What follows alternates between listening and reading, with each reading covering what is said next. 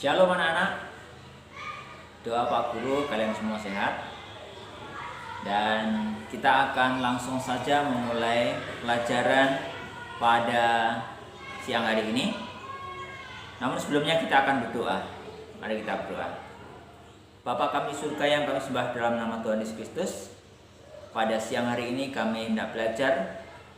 Bimbing kami agar kami dapat memahami firman-Mu, secara khusus mengenai peringatan-Mu di dalam firman Tuhan melalui Nabi Mika. Bimbing setiap anak-Mu dimanapun berada, dalam nama Tuhan Yesus kami berdoa. Amin. Ya anak-anak, kita memuji nama Tuhan dulu dengan Kidung Jemaat 35. Tercurah darah Tuhanku di bukit Golgota.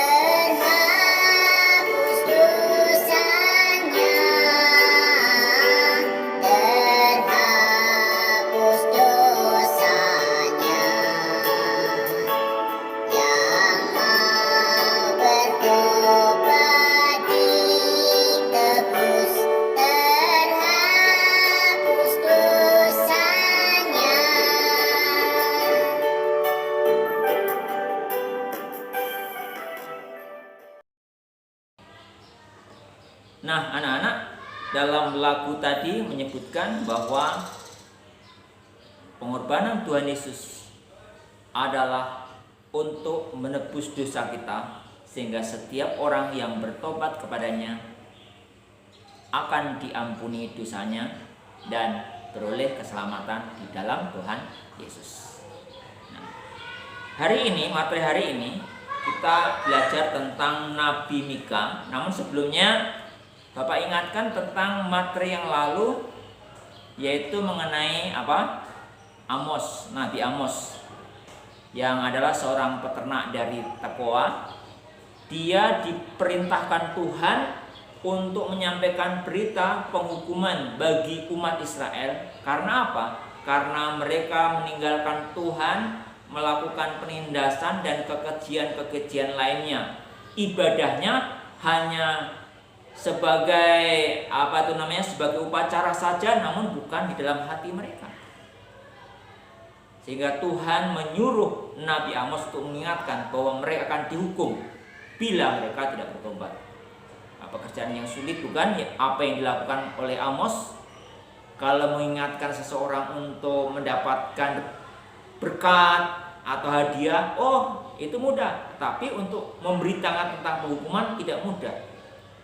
Tapi orang yang setia kepada Tuhan, dia berani menyampaikannya dengan tujuan agar umat Tuhan, orang berdosa, diselamatkan karena mereka bertobat dan datang kepada Tuhan. Itu bukti bahwa sang Nabi mengasihi umatnya. Nah, hari ini juga tentang seorang Nabi lainnya yang bernama Mika. Mika itu nama panjangnya sebenarnya Mikaya, yang artinya siapakah seperti Yahweh. Yahweh itu adalah sebutan bagi Tuhan. Mika berasal dari Moreshet, sebuah desa kecil di kaki perbukitan Yehuda. Nah, Mika adalah seorang nabi yang dekat dengan rakyat. Rakyat yang mana? Rakyat yang menderita. Nah, mereka tahu bahwa umat Yehuda secara khusus, umat Israel itu tadi secara umum terjadi penindasan oleh orang-orang yang punya jabatan. Mereka menindas dan mereka korupsi, memperkaya diri untuk kepentingan diri sendiri, sementara orang-orang sekitarnya yang menderita dan miskin dibiarkan. Bukan hanya dibiarkan, namun diperas dan ditindas. Nabi Mika diutus oleh Tuhan untuk mengingatkan kondisi negeri itu dari penindasan, dari penganiayaan, oleh pemimpin mereka, sekaligus mengingatkan agar umat Tuhan termasuk sang penindas itu yang melakukan dosa di hadapan Tuhan segera bertobat.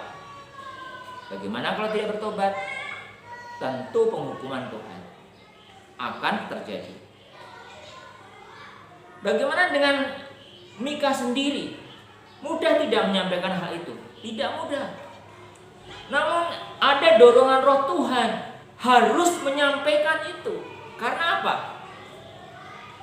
Karena dengan kasihnya dia ingin agar umat Yehuda, umat Israel bertobat. Kalau bertobat kepada Tuhan, ada janji Tuhan bahwa Tuhan akan mengampuni dan menyelamatkan. Itu. Lagi pula Mika yakin, Mika seorang yang setia meskipun dia orang yang sederhana. Dia setia kepada Tuhan, Tuhan penolongnya, dan Tuhan pasti akan menjalankan rencananya. Dan janji Tuhan kepada umat yang disampaikan oleh Mika bahwa Tuhan akan mengampuni setiap orang yang bertobat, meninggalkan dosanya dan datang kepada Tuhan. Nah, itu juga yang dilakukan oleh Tuhan Yesus. Mengapa? Siapa Tuhan Yesus itu? Yesus Kristus adalah firman Allah. Dia Allah sendiri yang menjadi manusia. Ya. Karena apa? Karena mengasihi manusia berdosa, termasuk saya, kalian, dan juga orang-orang di sekitar kalian. Nah, kita seringkali lupa akan kasihnya dan apa yang harus kita lakukan sebagai umat yang dikasihinya. Seringkali kita jatuh dalam dosa, misalnya menyontek, iri hati, amarah, juga bermusuhan dengan teman, dan juga melawan orang tua dan sebagainya. Itu harus bertobat. Ya, karena Tuhan sudah memerintahkan kita untuk mengasihi sesama kita. Orang tua harus dihormati. Nah, kiranya dengan penjelasan singkat Pak Guru ini akan menguatkan kita, menguatkan anak-anak, dan yang terutama adalah apa?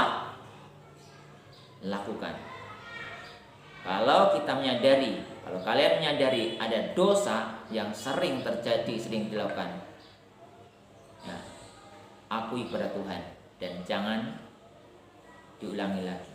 Bertobat, datang kepada Tuhan Yesus. Demikian juga kalau ada teman kita melakukan kesalahan, dengan dasar kasih kita ingatkan mereka. Agar apa? Agar teman kita tidak mendapatkan hukuman dari Tuhan. Pengampunannya terbuka lebar bagi setiap orang yang datang dengan bertobat. Tuhan Yesus memberkati kita. Kita berdoa. Terima kasih Tuhan atas firman-Mu yang mengingatkan kami melalui pelajaran hari ini, agar kami meninggalkan segala kebiasaan dan dosa kami dan datang kepada Tuhan Yesus Kristus Sang Penyelamat itu, dan hidup seturut dengan rencana Allah yang kudus, hidup kudus sesuai dengan kehendak-Mu. Dalam nama Tuhan Yesus kami berdoa. Amin. Demikian anak-anak untuk pertemuan kita hari ini. Tuhan Yesus memberkati.